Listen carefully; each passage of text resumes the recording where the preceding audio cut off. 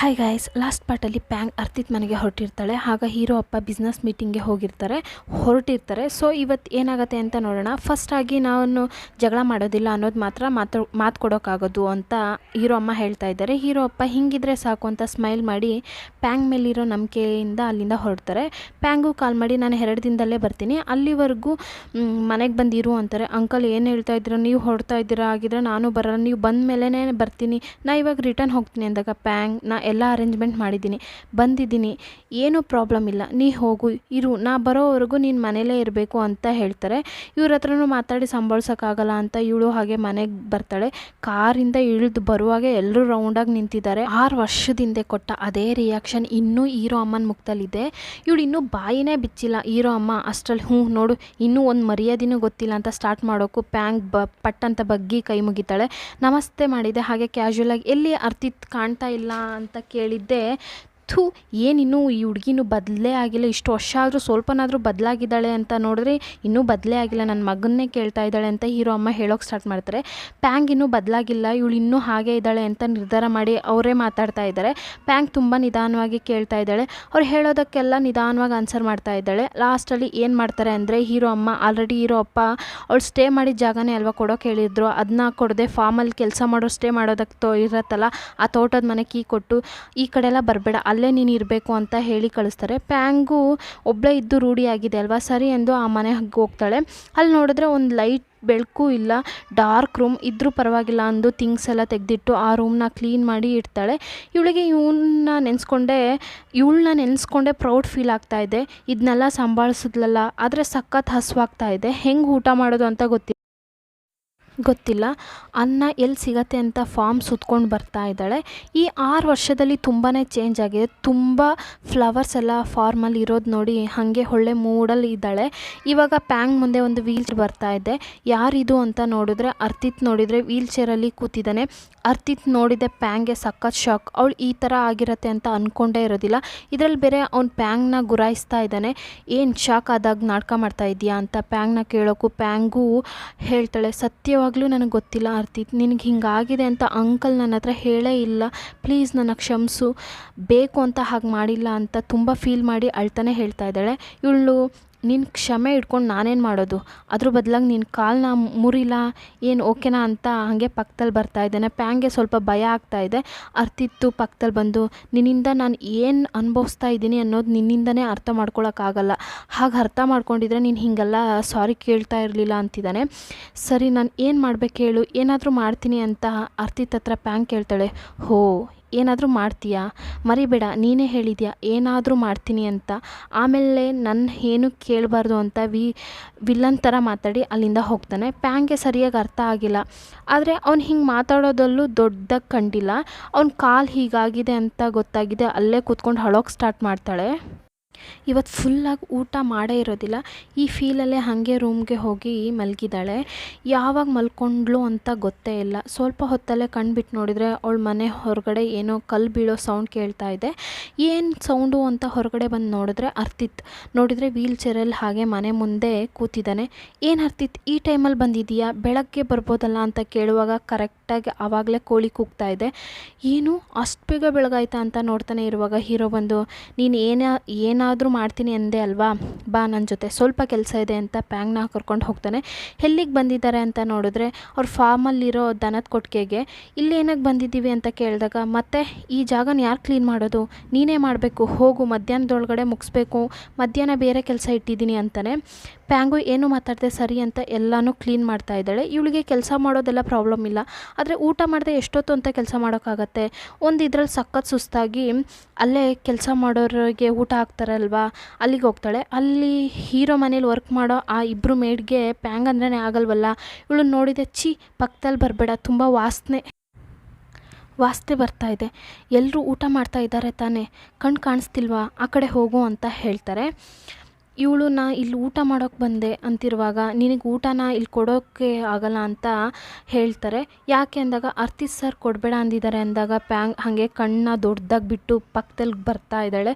ಇಬ್ಬರು ಲೈಟಾಗಿ ಜರ್ಕ್ ಆಗ್ತಾರೆ, ಆದ್ರೂ ಸರಿ ಬೇಡ ಅಂದು ಇವಳನ್ನೇ ಸಮಾಧಾನ ಮಾಡಿಕೊಂಡು ಇವ್ರ ಜೊತೆ ಏನೂ ಪ್ರಾಬ್ಲಮ್ ಮಾಡದೆ ಅಲ್ಲಿಂದ ಹೋಗ್ತಾಳೆ. ಇದರಲ್ಲಿ ಬೇರೆ ಅಲ್ಲಿರೋ ಪ್ಲೇಟ್ಸ್ನ ಇವಳೇ ಕ್ಲೀನ್ ಮಾಡಬೇಕು ಅಂತ ಅರ್ತಿತ್ ಹೇಳಿದ್ದಾನೆ ಅಂತ ಹೇಳ್ತಾರೆ. ಅದರಲ್ಲಿ ಒಬ್ಬರು ತಾತ ಇರ್ತಾರಲ್ವ, ಆ್ಯಕ್ಚುಲಿ ಪ್ಯಾಂಗ್ನ ಕಂಡ್ರೆ ಎಲ್ರಿಗೂ ಇಷ್ಟನೇ, ಬಟ್ ಹೆದರ್ಕೊಂಡು ಯಾರೂ ಹೆಲ್ಪ್ ಮಾಡೋದಿಲ್ಲ.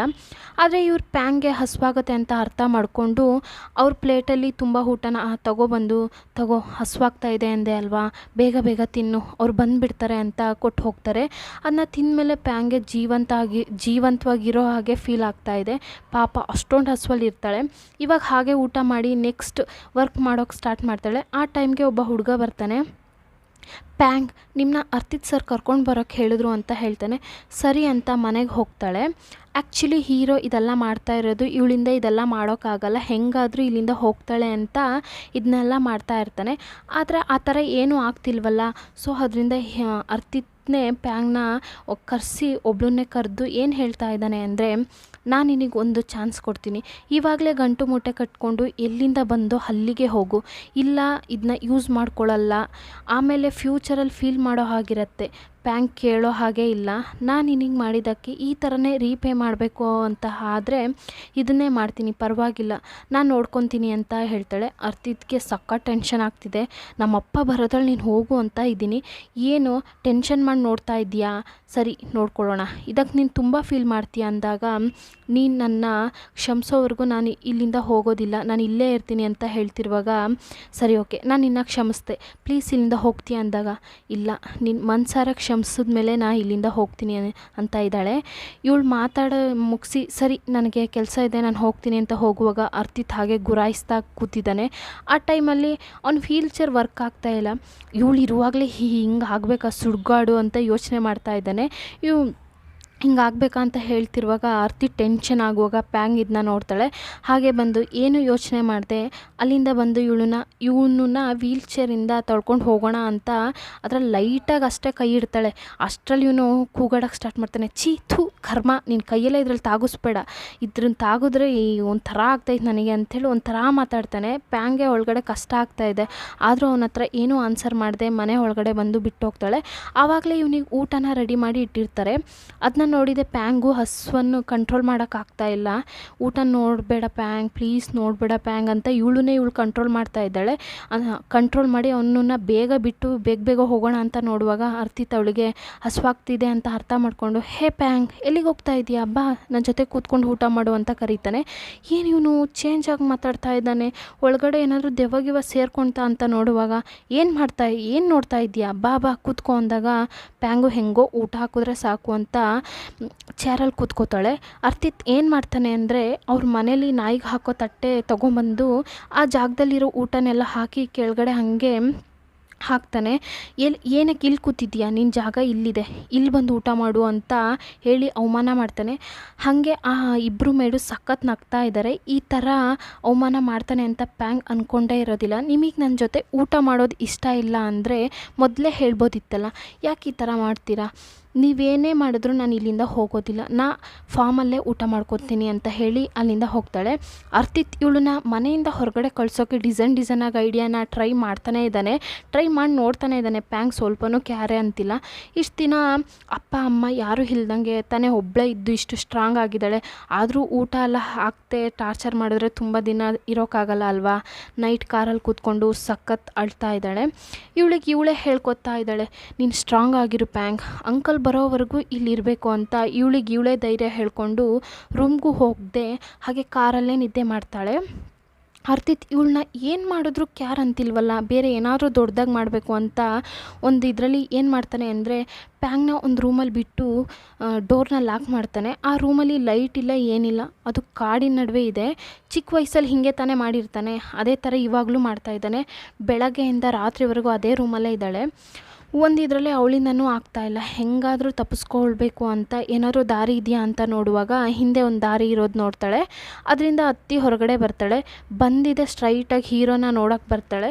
ಯಾವಾಗಲೂ ಇಷ್ಟು ಕೋಪ ಮಾಡ್ಕೊಂಡಿಲ್ಲ, ಇವಾಗೂ ಕೋಪ ಮಾಡ್ಕೊಂಡಿಲ್ಲ. ಇವಾಗ ಹಾಗೆ ಒಳಗಡೆ ಹೋಗಿದೆ, ಡೋರ್ನ ಲಾಕ್ ಮಾಡಿ ಅರ್ತಿತ್ನ ನೋಡಿ, ಇಲ್ಲಿ ನೋಡಿ ನೀವು ಮಾಡೋದು ತುಂಬ ಸಣ್ಣ ಹುಡುಗರು ಮಾಡೋ ಥರ ಇದೆ, ಏನು ಏನು ಚಿಕ್ಕ ಹುಡುಗನ ಥರನ ಇದೆ ಏನು, ನಾನು ನಿನ್ನ ಜೊತೆ ಆಟನ ಆಡ್ತಿದ್ದೀನಿ ಅಂತ ಅರ್ತಿದ್ದು ಕೇಳುವಾಗ, ಹೌದು ರಿವೆಂಜ್ ಇಟ್ಕೊಂಡು ಆಟ ಆಡ್ತಾ ಇದ್ದೀರಾ.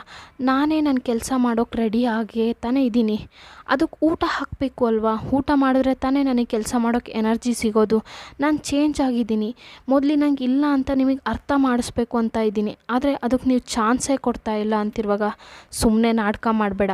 ಅದು ಹೇಗೆ ಒಬ್ಬರು ಪರ್ಸ್ನಾಲಿಟಿ ಹಾಗೆ ಚೇಂಜ್ ಆಗುತ್ತೆ, ನೀನು ಇನ್ನೂ ಹಳೆ ರೀತಿಯೇ ಇದೆಯಾ, ಆದರೆ ಏನೋ ಪ್ಲ್ಯಾನ್ ಇಟ್ಕೊಂಡೆ ಈ ಥರ ಡ್ರಾಮಾ ಮಾಡ್ತಾ ಇದೆಯಾ ಅಂತ ಹೇಳ್ತಿರುವಾಗ, ಇಲ್ಲ ಅರ್ತಿತ್, ನೀವು ನೋಡಿರೋದಕ್ಕಿಂತ ಹೆಚ್ಚಾಗಿ ನನ್ನ ಲೈಫಲ್ಲಿ ನೋಡಿದ್ದೀನಿ, ನಾನು ನನ್ನ ಲೈಫಲ್ಲಿ ಸಖತ್ ಕಷ್ಟಪಟ್ಟಿದ್ದೀನಿ ಅಂತಿರುವಾಗ, ಹೋ ಏನು ಕಷ್ಟ, ನೋಡು ನನ್ನ ಥರ ಎಲ್ಲ ಡ್ರೀಮ್ಸ್ನೂ ಅಳಿಸಿ ನೀನು ಮನೇಲೇ ಇದೆಯಾ. ನನ್ನ ಲೈಫಲ್ಲಿ ಏನೇನು ಮಾಡಬೇಕು ಅಂತ ಇದನ್ನೋ ಅದನ್ನೆಲ್ಲ ಹಾಳಾಯಿತು. 1 ವರ್ಷದವರೆಗೂ ನನಗೆ ಥೆರಪಿ ನಡೀತಾ ಇತ್ತು. ಆ ಟ್ರೀಟ್ಮೆಂಟ್ ಮುಗಿಯೋವರೆಗೂ ನಾ ಹ್ಯಾಂಡಿಕ್ಯಾಫ್ಟ್ ಆಗ್ತೀನೇನೋ ಅನ್ನೋ ಭಯದಲ್ಲೇ ಇದ್ದೆ. ಆ ಫೀಲ್ ನೀನು ಅನುಭವಿಸ್ತಾ? ನಿಜವಾಗ್ಲೂ ಆ ಟ್ರೀಟ್ಮೆಂಟ್ ಸಕ್ಸಸ್ಫುಲ್ ಆಗಿಲ್ಲ ಅಂದರೆ ಆಲ್ಮೋಸ್ಟ್ ನಾನು ವೀಲ್ಚೇರಲ್ಲೇ ನನ್ನ ಲೈಫ್ನ ಕಳಿಬೇಕಿತ್ತು ಅನ್ನುವಾಗ, ಏನು ಹೇಳ್ತಾ ಇದ್ದೀರಾ, ಏನು ಹೇಳ್ತಾ ಇದ್ದಾನೆ ಅಂತ ಪ್ಯಾಂಗ್ ಸ್ವಲ್ಪ ಕನ್ಫ್ಯೂಸಾಗಿ ಆಲ್ಮೋಸ್ಟ್ ಅಂದರೆ ಹಾಗಿದ್ರೆ ನೀವು ಇವಾಗ ಅಂತ ಕೇಳುವಾಗ, ಹೌದು ನೀನು ಅಂದ್ಕೊಂಡಿರೋದು ಸರಿಯೇ ಅಂದು ಹರ್ತಿತ್ ಹಾಗೆ ವೀಲ್ಚೇರಿಂದ ಎದ್ದೊಳ್ತಾನೆ. ಪ್ಯಾಂಗ್ ಹಾಗೆ ಶಾಕ್ ಆಗಿ ನೋಡ್ತಾ ಇದ್ದಾಳೆ. ಯಾಕೆ ಅಂದರೆ ಇವನು ರಿವೆಂಜ್ ತೊಗೋಬೇಕು ಅಂತ ವೀಲ್ಚೇರಲ್ಲಿ ಕೂತ್ಕೊಂಡು ಆ್ಯಕ್ಟ್ ಮಾಡ್ತಾ ಇರ್ತಾನಲ್ವಾ, ಇವನಿಗೆ ಟ್ರೀಟ್ಮೆಂಟ್ ಎಲ್ಲ ಮಾಡಿದ್ಮೇಲೆ ಅವನಿಗೆ ಕಾಲು ಸರಿಯಾಗಿರುತ್ತೆ. ಅಯ್ಯೋ ಅಂತ ವಿಲ್ಲನ್ ಥರ ಆ್ಯಕ್ಟ್ ಮಾಡ್ದ ಅಂತೇಳಿ ನೋಡ್ತಾ ಇದ್ದಾಳೆ. ಸೊ ಈ ಡ್ರಾಮಾದ 7 ಪಾರ್ಟ್ ಮುಗಿಯುತ್ತೆ. ಈ ಎಪಿಸೋಡ್ ಇಷ್ಟ ಆದರೆ ಲೈಕ್ ಮಾಡಿ, ಕಮೆಂಟ್ ಮಾಡಿ, ಹಾಗೆ ಮರಿದೆ ಸಬ್ಸ್ಕ್ರೈಬ್ ಮಾಡಿ. ನಾನು ಹೇಳ್ತಾನೆ ಇದ್ದೀನಿ ಸಬ್ಸ್ಕ್ರೈಬ್ ಮಾಡಿ ಅಂತೇಳಿ. ನೀವು ಸಬ್ಸ್ಕ್ರೈಬ್ ಮಾಡ್ತಿಲ್ಲ, ಪ್ಲೀಸ್ ಮರಿದೆ ಸಬ್ಸ್ಕ್ರೈಬ್ ಮಾಡಿ. Thank you all.